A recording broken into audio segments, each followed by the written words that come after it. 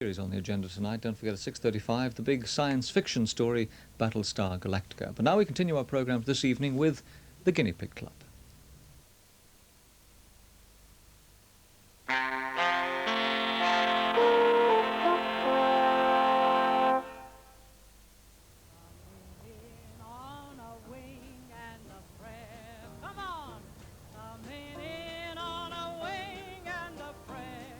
The world's most exclusive club meets for a weekend once a year in late summer at an English country hotel.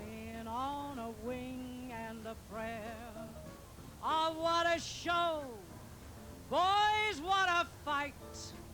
Oh, we really pranked our target for tonight. Hear us sing as we limp through the air. Look below, there's our field over there, with a full crew aboard, and our trust in the Lord coming in on a wing and a prayer. The singer is Anne Shelton. The song is from another summer 39 years ago, a summer through which the Royal Air Force and Germany's Luftwaffe fought it out in the Battle of Britain. Poor puzzled moon, he wore a frown. The audience are veterans of the RAF, their wives and friends. The song and the moment are evocative. The whole darn world seemed upside down. The streets of town were paved with stars. It was such a romantic affair. The qualification for joining what they call the Guinea Pig Club is to have suffered in aerial combat burns or injuries so severe that they entailed prolonged plastic surgery. There are 600 guinea pigs. Most of them went to war in their teens. They were an elite, bright and quick, brave and lucky enough to survive. That night in Berkeley Square.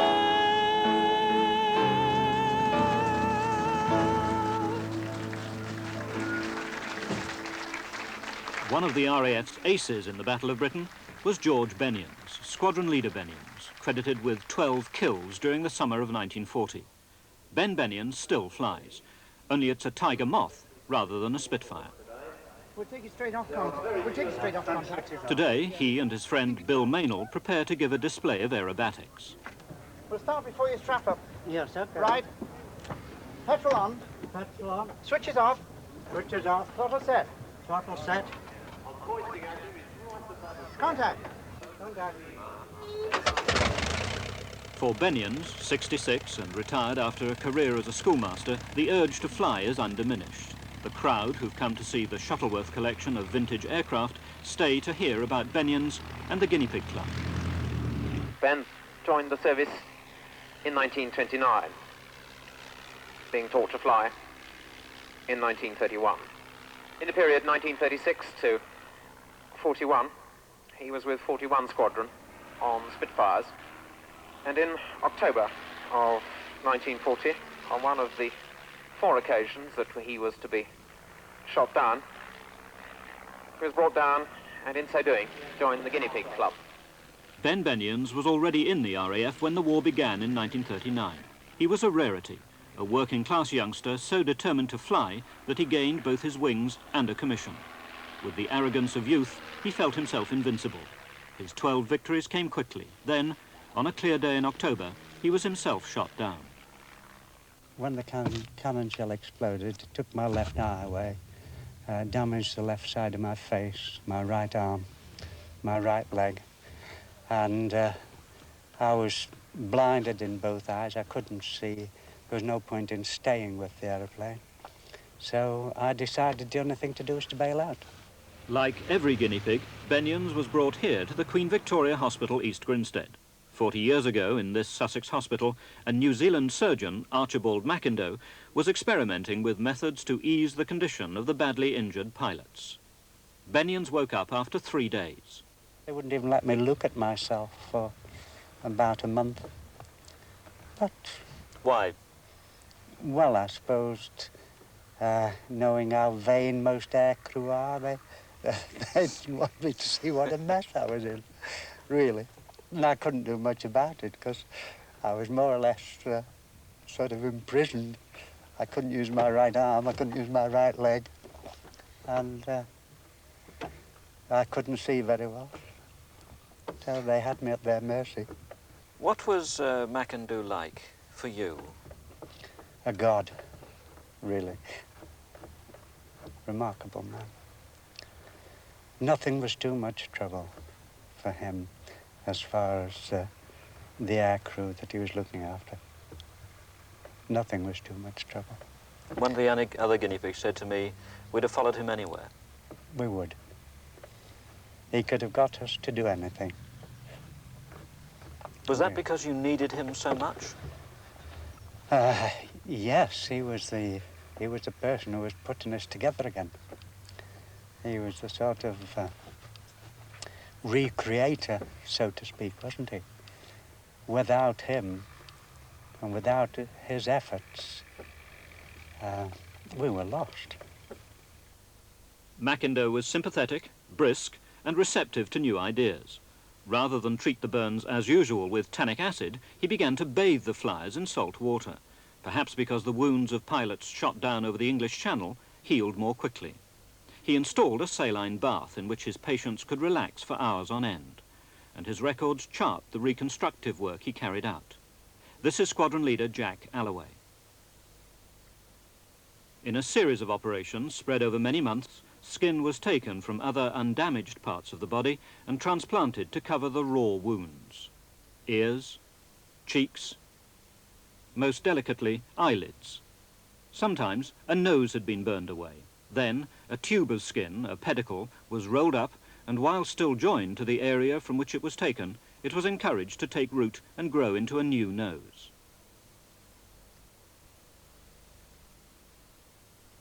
The sights in the wards were bizarre. The humour was always broad. The results were encouraging. Among those who had a new nose built by McIndoe was the Chief Guinea Pig, Squadron Leader Tom Gleve. Gleve, like the others, had to be careful to protect his new nose. I used to wear a plastic nostril. Big ones at night. I wear them still every night. I wear the big ones. And, at a dance in Paris, I was with the French Air Force then. I was dancing, and suddenly this thing fell out, you see, and I stopped the band, and I said I lost my nose. So the whole lot. So I was searching around, and just as we discovered it, a big foot went on it.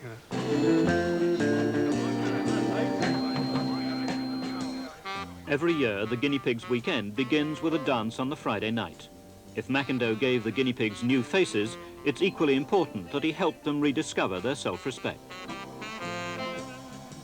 Yet the Guinea Pig Club began as a drinking club, nothing more. It happened in 1941, and the Chief Guinea Pig, who'd been shot down and badly burned over Kent in 1940, was there when the club was launched with a bottle of sherry produced from a bedside locker. The treasurer was selected because he had damaged legs and couldn't abscond with the funds, and the secretary because his hands were so badly burned that he couldn't write any minutes. Guinea pigs have much in common. First, they were all shot down or crashed. Geoffrey Page. Initially, you record absolute terror. No question about that at all. Not ashamed to say it. You're screaming with fear. Secondly, the thing is happening so quickly. If you don't get out within a few seconds, you're dead. You can see your hands burning in front of you. The life's just going out of you. You know, you're in the shop up there. You're selling stuff over the counter. Death. And God help the poor son who bought it. They say the temperature goes from about 5 degrees centigrade to 350 centigrade, which is a fairly hot cooking oven, in about 7 seconds. So you can see the temperature change. It's as if someone just put an enormous blowtorch at you. And then she blew up. And I went straight up, shut it down, and a sheet of flame. But the flame disappeared, and I came down head over heels. I think I'd taken my helmet off by then, and I pulled the ripcord. Floated down, very angry, terribly angry. Angry? Oh, God, yeah, I was livid. This bloody honey shot me down. Sam Gallop crashed in 1943. I was lying outside the aircraft. I had my eyes wide open, but I wasn't communicating. I was unconscious, obviously. I had had some minor brain damage. I smashed in my upper and lower jaws, knocked out my teeth, broke my left arm, pulled out the ring finger on my left hand, had various burns all over the body, and my shoes were burning away, and I'd broken my legs in all directions, as a result of which I had my legs amputated. I can't remember anything else at the moment. Bill Warman crashed in 1944. When the ambulance turned up, I said to the driver, I never thought of fire before until I saw the aircraft alight. I could feel nothing. And I said, is my face burnt? He said, it's not touched, mate, not a mark on it. Saturday morning of the reunion, and in the pub that's named after them, the Guinea Pigs darts team meet the Brewers men. The match takes place every year. Nearly 200 guinea pigs from all over the world, Canada, Australia and Europe, men who fought beside the RAF in the Second World War, have come to England to meet and remember. To recall perhaps the second thing the guinea pigs have in common, the months they spent in a wooden hut, waiting for or recovering from an operation. It was an extension of the main hospital, and it's still there. It was called Ward 3, and Dr. Russell Davis, who was one of McIndoe's anaesthetists, remembers that the 30 beds always seemed full. The beds are further apart today compared with what they were 40 years ago. The colours are different. The colours were Ministry of Works colours, which are dark green and cream. There are more appliances on the walls. The old coke stove has gone. In front of that, there's a big grand piano on which McIndoe used to play from time to time. What's the largest number of operations that some of the patients, some of the guinea pigs have had? Certainly in the 70s. 70s? Yes. What effect does that have on a man? Can that have on a man? I mean, are you concerned about this yourself as an anaesthetist? Oh, very much so. I think it's very difficult to quantify. I think that any person who has been traumatized in any way is in some way damaged, and very often irreparably damaged, that they lose something which they can't regain, can't build up again. I'd rather have 5 operations or 5 anesthetics than 10. I'd rather have 10 than 20. I mean, there's no logical point at which the good becomes bad. I think that they are all damaging to some extent. Most often, the operations were on faces or legs, for the fighter pilots sat virtually on the petrol tanks. In addition, McIndoe frequently had to rescue what he could of damaged hands. Alan Morgan remembers waking up in Ward 3 in August 1943. To be honest, it was like a madhouse. But, I mean, they was great, the guys, you know. It wasn't hospital, it was just a big, comfortable hotel. I mean, there was a big bottle of beer at the end of Ward 3, and you could help yourself, you know. People coming and going. Like, I was ill, you know, I was, like, not wanted to be bothered with anybody because, you know, I wanted it quiet, me, in my way. But people would come in and they'd be drunk, and it made no difference. There was no segregation of rank. You would have a lance corporal on one side of you, perhaps on the air vice marshal on the other side. The body worked very well. Nobody took any liberties. The air vice marshal would respect the lance corporal, and the other way around. Because you were in the same boat, really, weren't you? Certainly. Pain is a great leveller, isn't it? But it was a very tight medical ship. It was always Sir to Sir Archibald McIndoe. People now say Archie in sort of fond remembrance, but at the time, he was, in a very human way, the boss, and he was recognised as the boss, and that was the right way to run it, and he wouldn't run it any other way. At the same time, he had this wonderful gift of creating a relaxed atmosphere in which people could regain their own personalities. It was a cross between Emergency Ward 10, the Red Lion, and a French bordello, I would say. When I first looked into the door of Ward 3, at the far end of the ward, I saw a badly burned airman in a wheelchair. I think his name was Godfrey Edmonds. And I looked at this person and I was really shattered. I'd never seen anybody like that before. And he came down the ward, propelling this wheelchair, and I noticed that his fingers were badly burnt when he got closer. Then I noticed that his toes were very badly burnt. His ears were very badly burnt, his nose was burnt. It was terrible, really.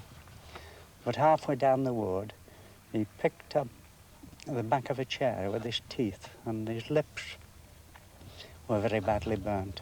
But he caught hold of the back of the chair with his teeth, and he put the two back legs on the little board at the front of his wheelchair, and he came to the end of the ward, and he slung the chair off alongside, and he said, "Have a seat, old boy." I thought, what have I come to complain about? And from then on, I started to recover. McIndoe's overriding aim was to get the injured pilots fit again and back in the air as quickly as possible. To replace a plane was difficult enough. To train a new pilot took months. McIndoe worked surgical miracles, but he could do nothing without the sick man's inner determination to recover. I just wanted to get my own back. What do you mean? Well, when you're in here for a long time, you go into these operations, which aren't the greatest fun in the world. I made a resolve that for every operation I had, I'd try and shoot down one German airplane when I got back flying. So that was a driving force, apart from wanting to go back flying. How many operations did you have? Well, up to the time I left in 2 years, I had 15. How many Germans did you shoot down? 17.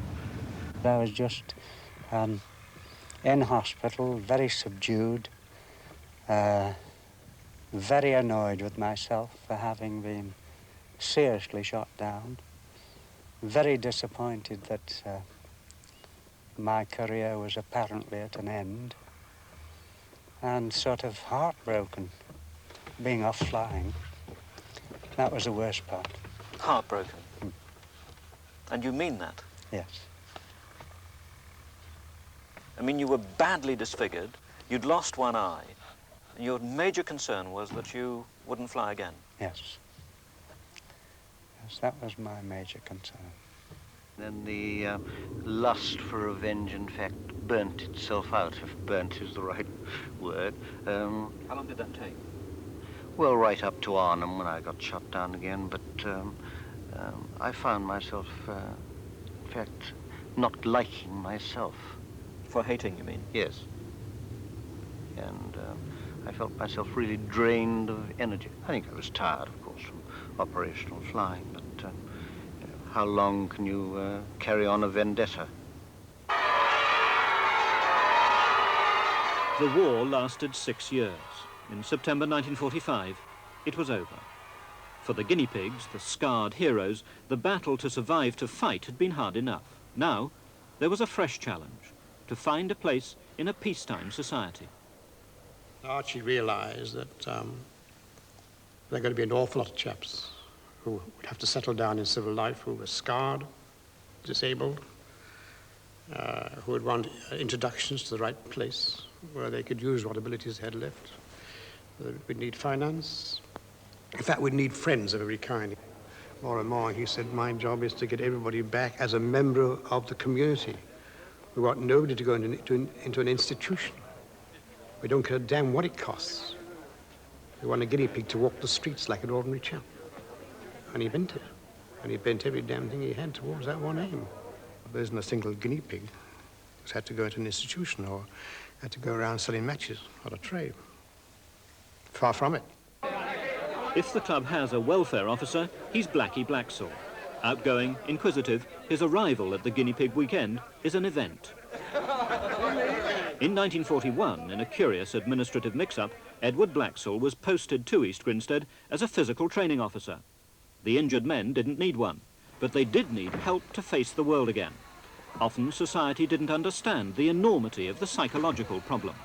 One very famous retail store expressed interest in helping and resettling the guinea pigs until they actually saw two of the most grossly disfigured. And they said, well, yes, we'd like to help, but could there be some form of mask? Well, now, imagine asking me, who was the person working with McIndoe, the great plastic surgeon, whether he could provide a mask. For the guinea pigs, dignity is as important as healing. Their annual dinner has always been an affair of bow ties and formality. The club's secret is that they've encouraged the members' interests. They've fed the motivation to survive, however unlikely. Bertram Owen Smith, for instance, decided he wanted to be a doctor. He now practices in Salisbury, Rhodesia. He's a plastic surgeon, as McIndoe was. McIndoe died 19 years ago. Now, Owen Smith revisits the theatre where he himself underwent so many operations after his bomber crashed in 1941. He was not one of the worst injured, but a man who decided that he would like to be a doctor. Now, he had no educational background in that sense. At the beginning, did you think that he would make it? No, I didn't. This is how Owen Smith learned his trade, by watching McIndoe as he waited for his own face gradually to be rebuilt. And I became almost a permanent resident in the theatre in those days, when I was able to be up and about and so forth. And I used to go over to the theatre and watch him, and he would talk to me and explain things. A lot of techniques have been elaborated. The scope of surgery has widened with improvements in anesthetic techniques, certainly later in surgical techniques such as microsurgery and so forth. But nevertheless, a lot of the fundamentals that people, the innovators of the specialty, as it were, laid down are still true and still form the foundation and basis, you know, of most of corrective and reconstructive surgery. Very few of those have changed. Had he not been burned, Owen Smith would never have met McIndoe, the boss. Had he not met McIndoe, he'd never have had the opportunity to become a plastic surgeon. It wasn't easy for the 18-year-old insurance clerk to cope with the hours of grinding study in the relaxed atmosphere of Ward 3. With a chap like the boss, you know, it was a challenge that you lived up to what he expected of you. And this was something that he was able to, as it were, convey, you know, to all the chaps here, that there was no reason why, when everything had been done and finished, you shouldn't be a perfectly normal member of society. Very early on, the patient has got to make a decision. Is he going to make the best of this? In other words, is he going to utilize to the full what remains, or is he for the rest of his life going to bemoan the fact that this has happened and be a burden to himself and all that he meets? This is a decision that everyone who has any sort of disability, acquired disability, has got to decide. And really, disabled people can be divided into these two clear groups: those who've decided to make the best of all they have and to achieve their maximum potential, as it were, or go in a corner and weep and be full of self-pity for the rest of your life, of misery to yourself and everyone else.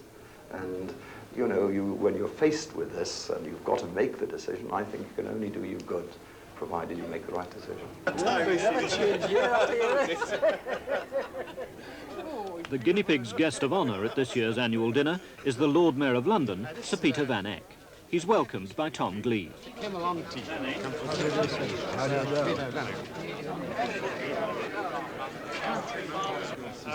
James Wright. Jimmy Wright is blind. A quarter of all guinea pigs have lost their sight at least partially. Jimmy Wright used to be a camera assistant for Technicolor Studios in London. He joined up in 1942 as an RAF cameraman and flew 43 sorties over occupied Europe. He crashed in Italy. He was grievously burned. Despite a series of operations, he lost his sight completely. His mother was even told he was dead. I think what happened actually was that the rest of the crew who had been killed. The registrar was advised that I only had 48 hours to live, and I suppose he thought, well, I might as well post the other one, you know, as having died at the same time. But Jimmy Wright has survived in the most satisfying sense. He's now a film producer and has been for 30 years. Using his Braille card index system plus specially adapted office equipment, he runs the business from his home. 25950. Hello, Jan. Some friends of mine who had been with me in the RAF film unit had asked me earlier if I would like to join them in forming a small film production company. And I came to live in Shepperton and worked at Shepperton Studios, where we had our office. Oh, that won't be any problem. No. Leave it to me. Today, Jimmy Wright is filming the Duke of Edinburgh as he visits a club for the handicapped. He's producing a film on the disabled, which will be used in conjunction with financial appeals. Coincidentally, the Duke is president of the Guinea Pig Club.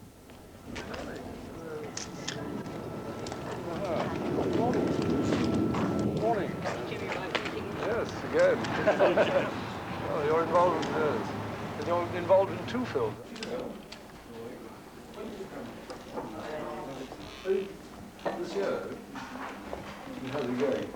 Jimmy Wright watches the filming through the eyes of his wife, Jan. We'll back to the little girl with the coffee. Oh, the disabled girls. Yes, serving the coffee. yes, a little His company has prospered.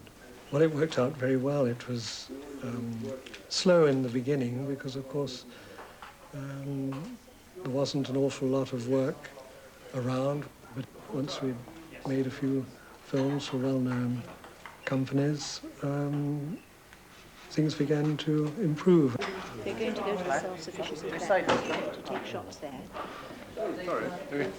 It must come as a shock for a client to realise that his film producer is blind. Well, I think in the beginning, perhaps, they didn't know, and it was only later on, once we'd got into the production, that obviously they had to know. But I think in the early days, many didn't know. Yes, I mean, do you ever suggest shots, or, I mean, do you see shots, as it were? Yes. I think perhaps it's easier for me after someone has written the script to go through it and then say, well, I think perhaps a different shot here would be better, more appropriate for a situation. Sometimes I'm right, sometimes I'm wrong. Well, thank you for a very happy morning. Well, splendid, I hope. Well, when do you expect to launch this great opus? Well, we hope Christmas week, immediately after Christmas week. And how's the club getting on? Very well, sir, yes. Did you know I'm sporting the club? Yeah, I do, yes, I see it, yes. I haven't, so happens I haven't heard much about it recently, so I assume everything's going all right. Very well. I usually only hear when things are going wrong. The blind boys are just full of guts. They're incredible. You've met some of them. They're absolutely marvelous.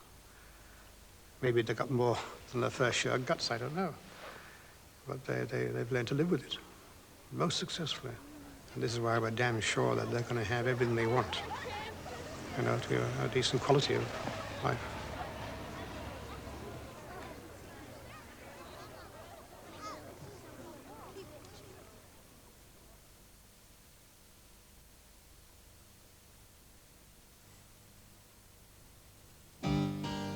ESSO are investing £3,000 million in developing North Sea oil, and the benefits are already flowing into Britain. Flowing into a multi-million-pound oil terminal, the biggest single construction project in Europe. Flowing through 500 miles of underground pipeline, keeping distribution costs down. Flowing into new refining technology to give you more of the quality products you'll need. And ESSO will be major contributors to the millions of pounds in North Sea revenues flowing into Britain's treasury every day. ESSO are competitive, forward-looking, and we get things done, which is good for you, good for us, and good for the future of Britain. Is a commutator a political fanatic, a machine, or part of a detonator? Look it up in the new Oxford Illustrated Dictionary, in weekly parts with thousands of photographs and maps, detailed diagrams and drawings,